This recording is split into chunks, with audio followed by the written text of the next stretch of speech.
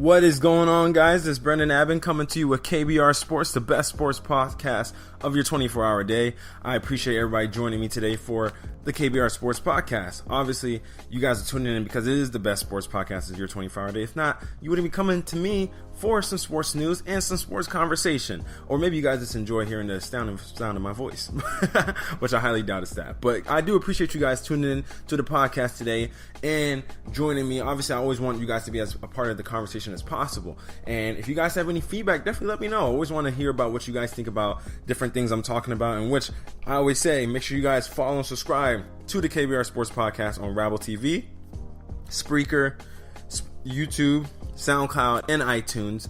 That way you'll get notified whenever the KBR Sports Podcast is streaming live or when a new episode is posted. And also make sure you follow my Twitter page at AbbinBrendan, where I tweet about my different sports opinions and obviously different things going on in my life. And the KBR Sports Podcast, where different KBR sports news and topics are tweeted on there as well, which the KBR Sports one is at KBR_sports. And make sure you guys go check out my website, BrendanAbbin.com, which has the podcast, my blog, and other content that you only can see on my website. So make sure you guys go and check that out. And then finally, guys, like I said earlier, always appreciate the love, but I also want to see you show the love on the podcast. Make sure you like it, comment, share it, leave a review, all those things. I always want to get you guys as involved as possible because I don't want to feel as though I'm disengaged from you guys, because I don't want to just talk about things I want to talk about. I want to talk about things that you guys will talk about, that you guys want to hear about, that you guys want to get my opinion on. So whenever you guys comment, like, or review something about the podcast, I read it. I want to try and take it in and try and apply that to the podcast for whenever I'm doing a podcast. So make sure you guys go and do that. But first, guys, one thing I wanted to definitely get into today, obviously I'm going to give my predictions and I'm going to talk some NBA, but those are the main things I'm going to get done in today's podcast. I don't really want to have a too long podcast, but main thing I wanted to talk about was projections, and it kind of goes hand in hand with a lot of predictions people try to make before seasons. Oh, this team is going to be this good. Oh, this team is going to be this bad. This team is destined to win the championship. This team is foregone to win the championship. People thought the Eagles were going to be repeat champions possibly. People thought that it was undeniably that the Patriots would come back or something like that. When a year ago, people thought the Patriots were undeniably going to try and repeat as 16-0 from the 2007 season and go win a Super Bowl. They went out to the Super Bowl, but they lost. And so projections, while they are based off talent and what resources of health and stuff are available to you, projections are also merely just projections. Sometimes they're not as accurate at all. Sometimes people make projections based on the current construction of a team, which is what never makes sense to me, because if you're projecting a team, that means moving forward, you're trying to project and predict what that team will be 8 months, 6 months, 4 months from now. So in the NBA, one team I realize people have been projecting with all kinds of fervor and trying to kind of land how many wins this team is going to have, how good this team is going to be, is the Los Angeles Lakers, of course. And everybody seems to always be so, the LeBron effect is real. The guy, when he changes teams, he's added over an average of 15 wins to whatever team he goes to. But for some reason, people, when they see this Laker team, they saw these guys won 35 games last year. The roster was constructed of constructed of Lonzo Ball, Brandon Ingram, Kentavious Caldwell-Pope, Kyle Kuzma, Julius Randle, Brook Lopez, Ivica Zubac, Kyle Kuzma, and other guys on that roster that weren't all exactly winning players. So when you looked at that Laker roster and you see they won 35 games and you're bringing in a guy who averages an average of adding 15 wins, you got to kind of imagine that they're going to be better, a lot better than they were last season. But what everybody's doing when they're projecting this Laker team, one, it seems like everybody's imagining that LeBron James is going to take a step back as the best player in the world. Now, LeBron has shown no wear and tear to me so far. That could all change this season. But so far, he hasn't shown any kind of wear or any kind of inclination that he's going to fall from being the best player in the world. And if he does, what's he falling to? 2, 3, 4? In which he's still a top 5 player in the league. In which I always kind of want to take people down this road of realizing how you have to make a projection be accurate. Because unless you're telling me Brandon Ingram is going to regress, Kyle Kuzma is going to regress, Lonzo Ball is going to regress, Zubac is going to regress, Kentavious Caldwell-Pope is going to regress, it's hard for me to believe that the Lakers aren't going to make a jump, because they were going to make a jump anyway. It was just how big of a jump were they going to make. But then now that you add LeBron into the fold, you got to imagine that's an even bigger jump. But the thing is, people are just counting it as we're just adding LeBron, and that's the jump that these guys are going to make. Their bench has gotten better, whether it's the bench constructed of Rondo with some other guys or Lonzo with those other guys. It's still a better bench than what they had last year. Last year, their bench, you can't even name some of the guys off their bench, honestly. Alex Caruso and other guys, Jose Calderon was coming off the bench at one point. And so when we're looking at this Laker team now, they traded Larry Nance Jr. Isaiah Thomas came off the bench. They traded Larry Nance Jr. and Jordan Clarkson mid-season for Isaiah Thomas. And it was a situation where, and they did it for Channing Frye, but it was a situation where their bench wasn't a good bench. But now, aside from just bringing in LeBron, you're bringing in guys that have all been playoff tested at this point. And you're bringing in guys that all can, to some degree, create their own shot and hopefully can play off each other. Now, when you have a guy like a Rajon Rondo is currently starting with Lonzo recovering from that injury. But when you have a guy like Lance Stevenson who can create for himself and others, JaVale McGee, who's a great rim protector, Michael Beasley, and you have guys that can create their own shots, guys that have talent in their own ways that are better than what the Lakers bench was constructed like last season. So people act like, oh man, we're just going to take what LeBron brings and that's it, plus with these young guys. No, you are going to put in LeBron with these young guys, and then you're going to see how it all fits. And right now, Kyle Kuzma's been the guy to come off the bench. So you have ways to score off your bench. You have versatility off the bench. And you have to imagine with the projections of these guys getting better, everybody, I mean, we did the poll, the general managers did their poll for who was most likely to break out in 2018-2019. Number 1 was Jamal Murray of the Denver Nuggets with 20%. Tied for number 2 was Brandon Ingram at 10% and Jason Tatum at 10%. Now, besides me, I mean, maybe I'm off the rocker, guys, but general managers seem to believe in what I believe in as well. That Brandon Ingram, they see it. Like LeBron even said, when people were asking him about what he feels about his teammates, they said, what do you feel about Brandon Ingram? He said, he's got next. Now, when the guy says he got next, that means, he's next in line to be that next really good player. Not like he's going to be the next, so guy or whatever, but he's got next. And so with those projections, when you see those kind of things, when you see general managers are making those kind of votes on guys, you kind of got to imagine that a guy's going to take a pretty substantial leap from where he is now to where he's going to be a season from now. And it seems as though we always try to take guys, or trying to make these predictions off of what they are now, what they are in our little time capsules as of right now at this moment. But Brandon Ingram, what he was even this past season, he's going to be a better version of that next year, unless he just wasn't working at all. And when you're playing with LeBron James, that's just not going to be the case. And when it comes, and these guys have been trying to learn how to work. I mean, imagine that. Brandon Ingram, from what he was doing in the summers before LeBron James came, he only has room to grow now, because you learn how to work a little differently when you're working with a superstar. You learn instead of working just hard or thinking you're working hard, you got to work smart and hard. A lot of guys work hard, or they think they're working hard, but they're not working the right way, and they're not working the smart way.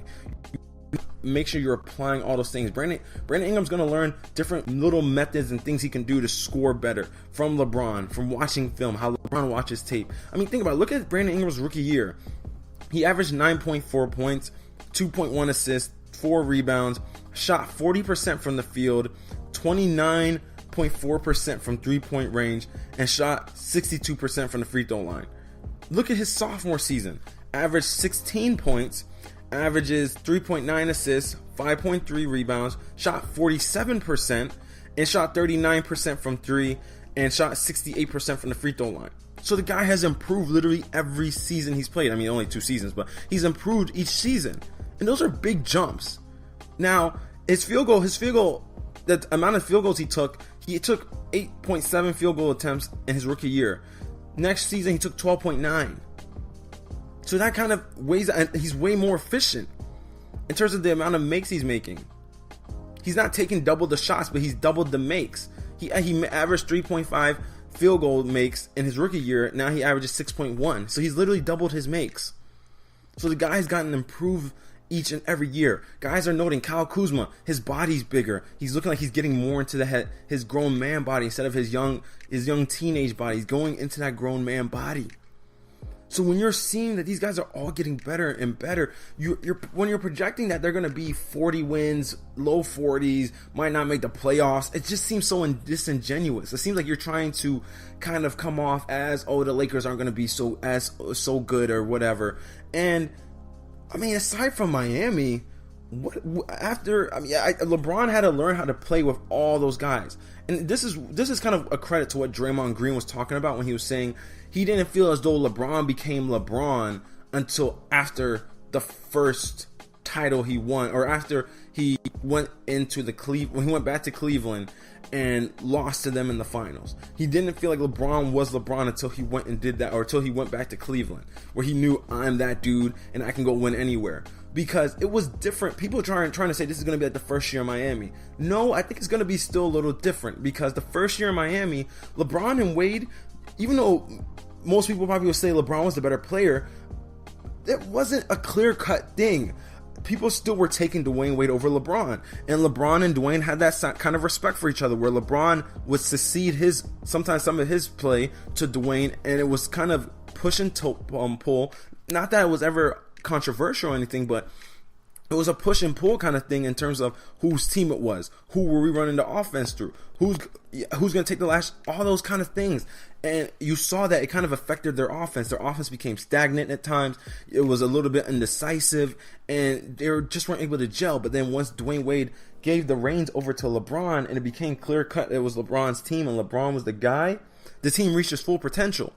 With this Lakers team, there's no questioning that this is LeBron's team. LeBron is the best player on this team. So you're not going to have that push and pull of LeBron is going to be trying to make sure Dwayne Wade is doing this, or he's not trying to step on Dwayne Wade's toes. No. Now, if you want to make a case for anything, is that you might say that LeBron's going to try and make sure he's not stunting the young guys' growth. He's going to try and let them play out to the full capacity of their talent. But besides that, I mean, it's a different team. It's a different system. It's a different conference. The whole nine is different. Now, people are saying that they're doubting LeBron and the Lakers because the Western Conference is tough. And obviously, a first-year team is going to have a step back from teams that have been together for years or even a year at this point. So, Oklahoma City, a lot of people think they've gotten better now that they lost Melo and now that they have a year together under the belt. But if you want to make cases, you can make a case that all the teams in the West got worse for the most part, except for Golden State and maybe a few other select teams like the Thunder, the Jazz, or even maybe, I mean, that's probably about it. Yeah, probably the Thunder, Jazz, and Thunder is still to be determined because you lost Carmelo Anthony. We still got to see how that works out. But the Jazz, the Warriors, the Nuggets, those kind of teams aren't the teams that got worse. But teams like Minnesota, if you trade away Jimmy Butler, you've gotten worse. Houston, they got worse, letting Trevor Ariza go. But we have to see how they still fit in Carmelo Anthony, so that's still kind of be determined as well. But then other teams got worse. Memphis got worse. Who else was in the playoffs from last year? San Antonio arguably could have got better because now they're adding DeMar DeRozan, so we're going to see how that works. But a lot of teams in the playoff in the Western Conference got worse. So it's going to be kind of interesting to see how that plays out, where LeBron's team could obviously slide into that mold and try to slide in and make themselves better. The Pelicans got worse. The Trailblazers kind of stayed the same, which in this NBA, you got worse. If you're staying the same, you've gotten worse. You have to improve every single year. Now, when you're taking a step back to look at it, I think people are kind of just rushing to conclusions, believing that this team is not going to have outside shooting. I think a lot of these guys on this team can shoot the three ball, and Brandon Ingram can shoot, Kuzma can shoot. They all been working on the three. It's going to be interesting. A lot of guys worked on the three this offseason because they know they're going to be playing for LeBron James, and he's going to find the open shots. So I think to jump to conclusions, to assume that this team is not going to be something, is going to be less than anything else or whatever, it's a little bit negligent. Just a tad bit. So I think we should wait and see what the Lakers are looking like, then make our verdict on them. But guys, let me go to my first break. I want to talk about Fanatics. Make sure, guys, if you are going to get any kind of sports apparel, memorabilia, you guys go and check out Fanatics. Fanatics has it all, ranging from MLB, NFL, NBA, soccer, golf, college, anything you could ask for. So why would you go and shop anywhere else? Anything you'll see on the NFL shop, NBA shop, MLB shop, it's all on Fanatics. Fanatics is the #1 brand distributor of apparel for athletics. So guys, go make sure you go check out fanatics.com and make sure you give a call to 507-6928. That way you guys are saving money on your orders, and that way you guys are getting the best bang for your buck on anything you get. I use Fanatics. Trust me, I wear Fanatics stuff all the time. I love their stuff. It's comfy. It feels good. I always have no issue in terms of washing my stuff and the shrinkage or anything like that. It's always the great kind of stuff that you want your sports clothing and stuff you're going to be buying to represent your teams to be like. So guys, make sure you check out Fanatics and give a call to that number so that way you guys are getting the best prices for your items.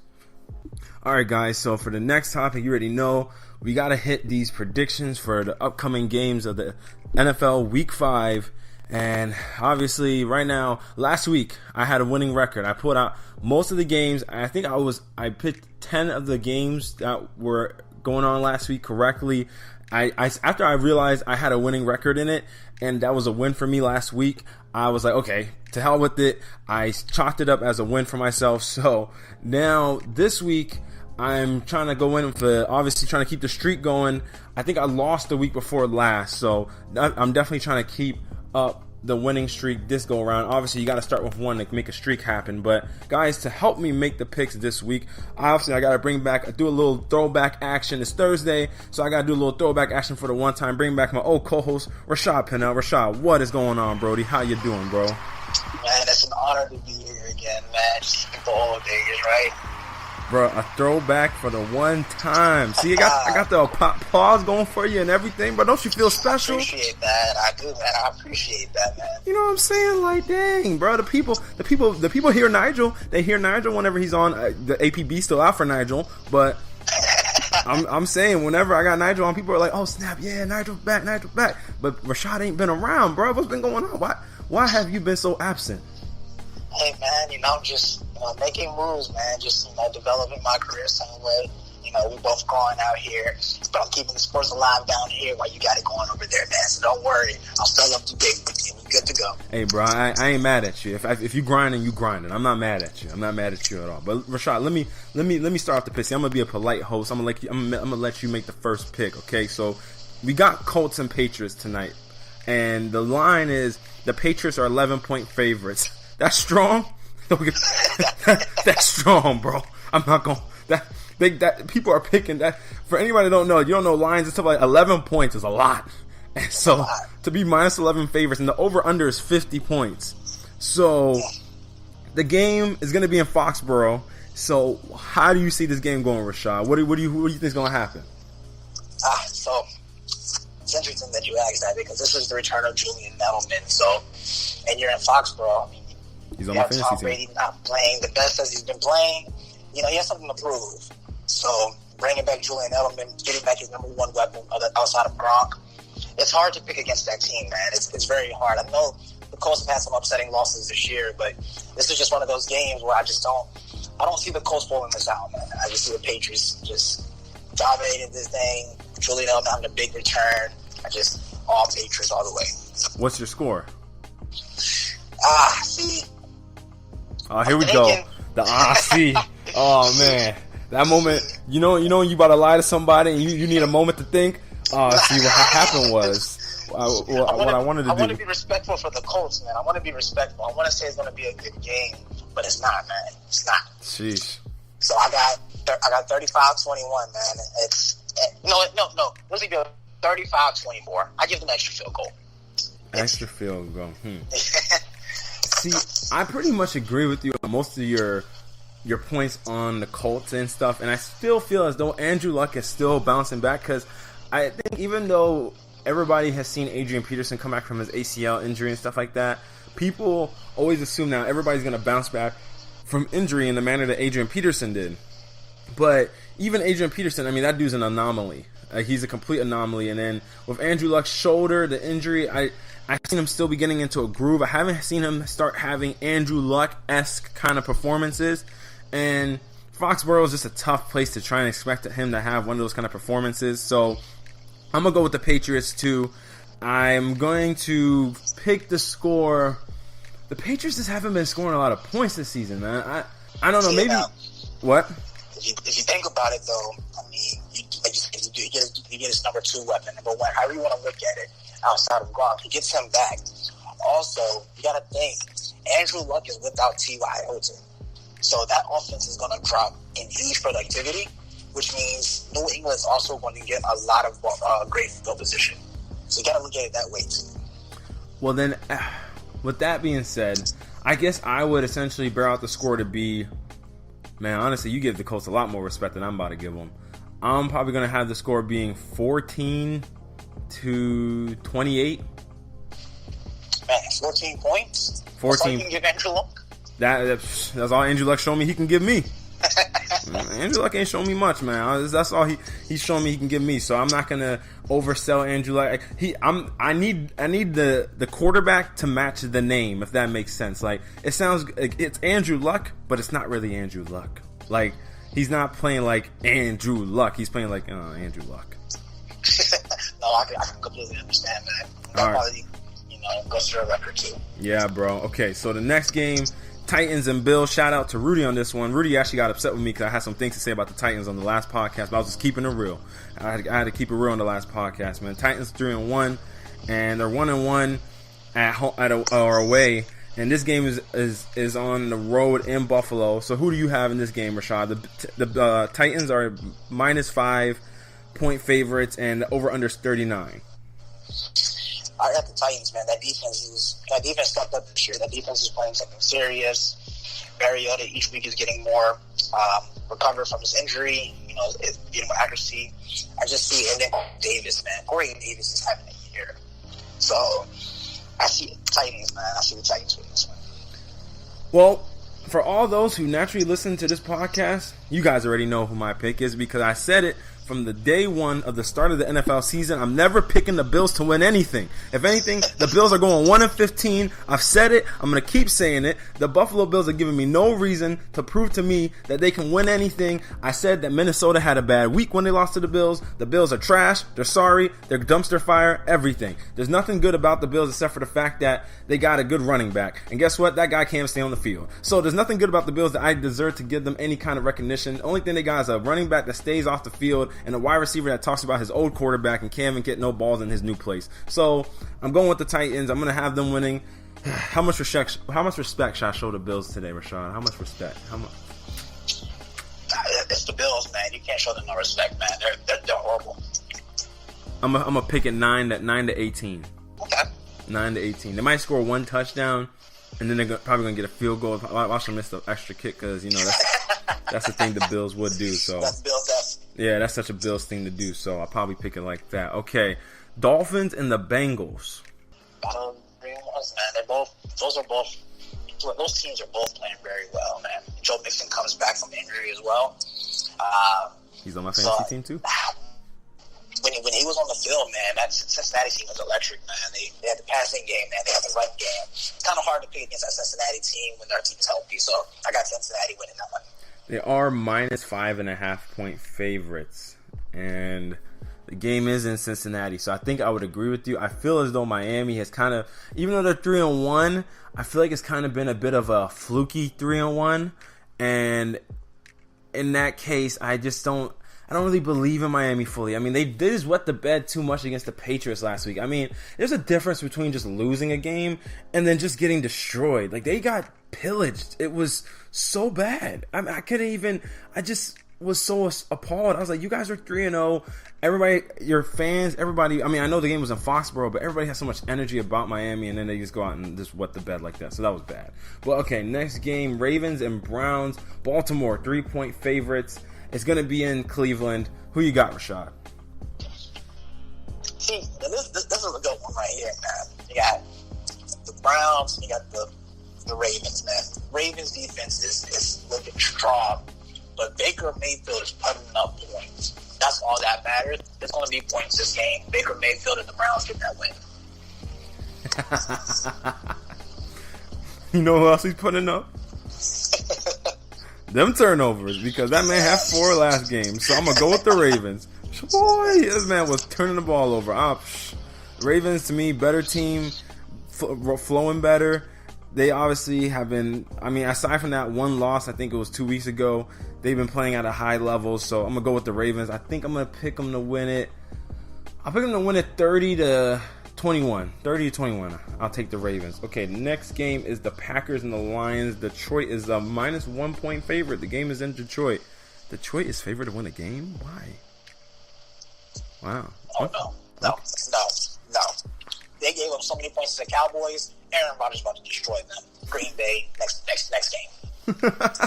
But I will say, the Packers, you know how remember I was saying Andrew Luck is like, he has the name Andrew Luck, but he's playing like Andrew Luck. Like he's Aaron Rodgers. Right. That's Aaron Rodgers, but he's playing like Aaron Rodgers. Like he's not the same Aaron Rodgers when he's fully healthy because of his knee. So makes it a little different. That's still a bad man. He is still nasty. I'm going to take the Packers, too. I was just trying to talk you out of it. All right, next game. Jaguars and Chiefs. Okay, so the Kansas City Chiefs, minus 3 point. I already know your pick. You're picking the Jaguars. What else is new? I mean, you could probably give me some suspense. Give me your reason why I should just believe you full on and outright. Convince me the Jags are going to beat the Chiefs. Number one defense versus number one offense, man. You already have Jaden Ramsey getting in Tyreek Hill's head, man, calling him a return specialist and not a receiver. He's going to come out and try to make a point. Patrick Mahomes is a young quarterback going against an elite defense. This is going to be the game that gets his first turnover. That's what happens. You turn the ball over against Jacksonville. You give Blake Bortles great field position. And Blake Bortles is actually having a decent season this year. The run game is clicking. We saw what Denver did to the Chiefs, man. We have the game plan. Jacksonville all the way. This is a tough one for me because I love defensive teams. I love the real raw teams. But then that game is in Kansas City, and man, that boy Patrick Mahomes is nice. And the only problem is the Chiefs' defense couldn't stop two-ply tissue. So I think I'm going to go with the Chiefs on this one, Rashad. I think something's telling me to pick Jacksonville. But I just, from watching that man, Patrick Mahomes, I mean, he went up against Denver, and he still didn't turn over the ball. And Denver got a good defense, too.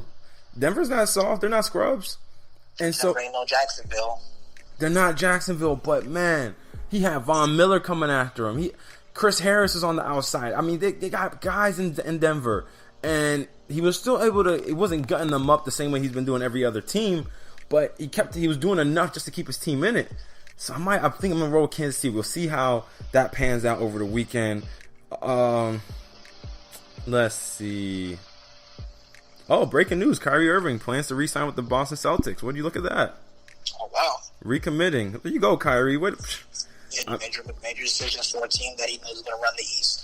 I mean, yeah, why would you leave a team that has pretty much, they cover all your deficiencies in every bit of the word. See, all that stuff he was doing when he was like flirting around, he was entertaining people. He was flirting around a little bit, trying to be like, I don't know, my future is holding and everything like that. But then he came to training camp. He's like, man, I got a fine mother sucker in Boston. So, he had to realize what he had, and he decided to stay. That's good stuff to Kyrie, man. I think that he definitely can win a ring on that team. And winning a ring without LeBron will be huge for his career. Okay, next game is Broncos and Jets. So, New York favored by 1 point. Who you got? I got Broncos. I mean, you just said it yourself, man. You said Denver got a defense that's not nothing to play with. So, you got a defense like that. You got two running backs who are running the ball very well. Sam Darnold has not looked good since week 1. He's turning the ball over, man. And this team right here, the Denver team, won't get sacks, won't get turnovers, man. Yeah, I'm going to pick Denver, too. I'm going to pick them to win it. Man, these teams aren't good on offense, so I'll take them like 18-10. That's not pretty. Okay. Oh, this is an exciting game. Falcons and Steelers. Pittsburgh is minus 3.5 point favorites. It's in Pittsburgh. Who do you have? Falcons, man. That offense is electric. And Pittsburgh has not shown me anything to convince me that they're the team. They're not even looking like a playoff team right now, man. So until I see something, until something starts clicking, man, hard to pick for them. I'm kind of stuck on this one because neither team has really shown me that they can be. The only thing that either team has shown me is that they can score, but I've seen the Falcons do it with more consistency than the Steelers. Like the Steelers, even in that game against, I can't remember who they were playing where they dropped like 30 points in the first half and they barely won because the other team almost came back on them. I can't fully remember, but they scored all those points in the first half and they couldn't score anything in the second half. So when I see a situation like that, I'm like, that's not the biggest sign towards success. I might just go ahead and go with the Falcons on this one like you did. And I'm probably going to take them to win it 33-30. Okay. Giants-Panthers. Carolina's 6-point favorites at Charlotte. I want to pick against the Giants so bad, man. I've just seen too much positivity from that young man, Saquon Barkley, and that man, Odell Beckham Jr., man. So it's hard to pick against them. We've seen the Panthers. They haven't looked like the team to beat yet. You know, they struggle one game to put points up, and the next game put points up, and they struggle. You don't know what you're going to get. But if those two young guys can lock in, man, Odell and Saquon and Eli can, limit turnovers, man, I feel like they'll have a big game. I'm going to show you how easy it is to pick against the Giants. I'm going to pick against them right now. I'm going to take the Panthers. Man, look, I think the Giants have some talent. Odell, Saquon, all sounds great. But until I see it all come together on the actual, game, picking the Panthers. Take the Panthers to win it 24-17. Raiders and Chargers. The Chargers are 5-point favorites. It's in Carson, California. So technically the Chargers are supposed to have home field advantage. But the Los Angeles fans for the Chargers are strong. And Lord knows they're probably going to show out to support the Chargers. So who do you got? The Raiders. I got the Chargers, man. Raiders have not been impressive this year. They're losing games they shouldn't lose.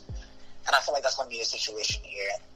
Typically, I would pick this Raiders team to win, but they're losing games that they shouldn't lose, and that's just continue for this week as well. Yeah, Raiders are trash, so I'm gonna take the Chargers. Chargers 27-13. Did I mention the Raiders are trash? That's truth, man. Okay, Vikings and Eagles. The Eagles are minus 3-point favorites. It's in Philadelphia. Who do you got in this one? I got the Vikings, man.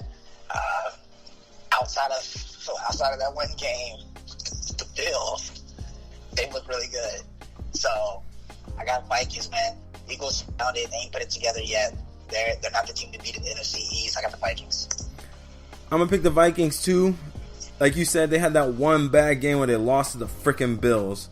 But besides that game, when they lost to the freaking Bills, how can you guys lose to the Bills, man? Like, come on. I talk trash about them every week, and then you guys want to go ahead and lose. Like, what does that do for my brand? Like, come on, man. Be better. Oh, yeah, do your job. Do your job, guys. But, yeah, the Vikings, I feel as though next to the Rams, I mean, even their performance against the Rams was a great performance, and they just ended up losing to the Rams, who's arguably the best team right now in the NFL. So, I think the Vikings are going to be able to bounce back from that game. They'll have some time to kind of get together and then attack this Eagles team who hasn't been flying high as they were projected to, especially since Carson Wentz came back. So I'll take the Vikings to win that game. And I don't even need to go deep into it. Cardinals or 49ers, man. This isn't worth it. It's not worth it. Oh my goodness!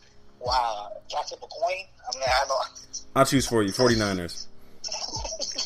There you go. They both look bad, man. They both look bad. Bro, Cardinals are 0-4. The 49ers are 1-3. It's not like you're playing the mud, man. I want to pick Arizona to get their first one. Oh hell. Just to be that guy. Oh goodness. Hey, you got it recorded. Call me next week after Sunday after you see this win. I've never seen a guy that want to be wrong. Like, man, I give credit to you. I'm surely picking 49ers. Come back on Monday. I'm wrong. Okay, next game. Rams and Seahawks. It's in Seattle. Rams are 7-point favorites. Who you got in this game? Rams, man. If they're on TV, Seahawks get going on the TV, man. They lost Earl Thomas, man. That offense isn't clicking. The Rams, that's a bad team, man. That's a bad team, man. Y'all remember? Rams is on fire. Yeah, y'all remember last year when the Rams put the beat down on the Seahawks because the Seahawks put the beat down on the Rams like a few years ago? Well, the Rams are good now and the Seahawks are bad, so the Rams remembered and they're trying to come back and get all that revenge back out on them. So I'm going to take the Rams to win this one too. I don't even know what score I'm going to pick, honestly, because the Seahawks can't hang with these guys, man. So I'm probably going to choose it maybe 33-17. I probably would choose 20, probably 20. I'll say 33-20. Watch it be 17. I'm going to be so blown. I picked it exactly right. Cowboys and Texans. Battle of Texas, man. I got the Cowboys, man. The Cowboys, there's a little bit of bias, but if we're going to not go for the biasness, the Cowboys, the line is starting to block for Ezekiel Elliott. Dak Prescott is starting to go the ball a little bit better. Receivers are starting to make plays. The defense, surprisingly, going into last week, the number 3 defense in the league, they're going to pick that up this week against the Texans, who haven't looked good. Deshaun Watson hasn't looked like that MVP caliber quarterback like last year. And Dallas Cowboys. Rashad, weren't you just telling me how bad the Cowboys' passing attack was? It's terrible, but they're starting to get it together. Good hell. Starting to get it together. It is terrible, but they're starting to get it together. What is this? Hey, you gotta be bad. All he can go is up. What a mentality. I mean, I guess I get where you're coming from. It's in Houston. I'm gonna go with the Texans. Oh, wow. I'm gonna pick the Texans. I have a feeling Deshaun Watson is gonna take advantage of the Cowboys' defense, and I have a feeling that once again Dak Prescott's not really gonna be able to find the receivers on the backside, and that J.J. Watt's definitely gonna make an impact in this game. So I'm going to take the Texans to win it 17-14. Redskins and Saints, Monday Night Football. New Orleans, minus 6.5 point favorites. It's in New Orleans. That Redskins team, man, I've never picked for the Redskins, but that offense, Adrian Peterson is looking real good, man. Looking like the old Adrian Peterson, man. The offense is scoring points. Jordan is staying healthy. I know the Saints is putting up great numbers. I know Mark Ingram comes back. But that Redskins team is looking real good right now. I'm going Redskins. Okay, I'm going to go with the Saints. Just because, obviously, they have home field advantage. Next to Seattle, that's the best home field you can get. Then, Drew Brees is just a bad dude. And I just have more faith in the Saints than I do the Redskins. I know the Redskins at times look really good, but then they will have a week where you're just like, dude, what was that? That was terrible. So there are times when the Redskins do that to me, especially seeing how many times people up in the Virginia area and everything like that have to deal with Redskins grief. So I'm going to go ahead and pick the Saints. I think they're going to win it 24-21. Don't see this being as big a gaping difference, but I think it'll be 24-21. So that is all our picks for this week. Rashad, we're gonna see who comes out with the best picks. I got my record. I believe I have a winning record overall in making these picks throughout the first 4 weeks of the season. I missed week 1, but so far I think through week 1 or 2 through 4, I think I have a 2-1 record. I think I tied actually 1 week. I tied 1 week, so I might have a 1-1-1 record. But we'll see how well Rashad does on this one, and see how well he does if he comes back next week. Guys, give a round of applause for Rashad. Rashad, I appreciate you for blessing the podcast. It's a pleasure, man. I really appreciate you having me on tonight, man. My man wanted to bless everybody with his presence and everything like that since it's been forever. Guys, you should feel privileged. No. It's all about you, man. You're the great one, man. I listen to you every week, man. Keep it up. I'm trying to get on your levels, man. Y'all hear when Rashad said why he hasn't been on pod? You should have heard what this man said. He said, I've been doing things, I've been building business and all that. I'm like, oh gosh, feel the energy's coming through my soul. Goodness gracious, guys. Ooh, man, touch Rashad. Dropping dimes, Rashad. Dropping dimes. I used to get Nigel to say inspirational quote for people before we go. You got an inspirational quote, Rashad? Man, what I'll say is just make sure you're doing everything you do not to be average, guys. Just make sure you're doing everything you can. Make sure you're bettering yourself each and every day. Take time for yourself to figure out what can I do to be better today.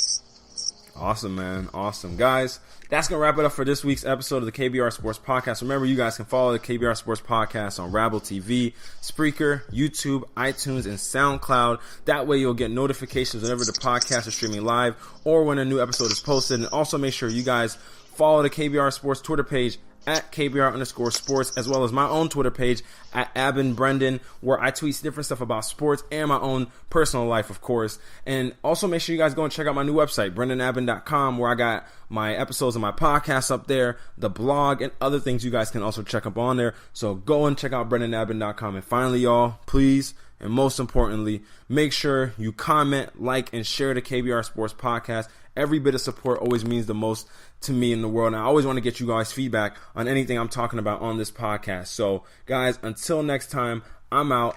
Definitely appreciate Rashad for joining us. And hopefully next week we'll have him back on. And guys, keep the APB out looking for Nigel. I have no idea where he is still. This man told me he wanted to be on the NFL podcast like weeks ago. And then this man has disappeared into thin dust. I mean, utter dust. So keep the APB going out for him. And I'll talk to you guys next week. Have a good weekend.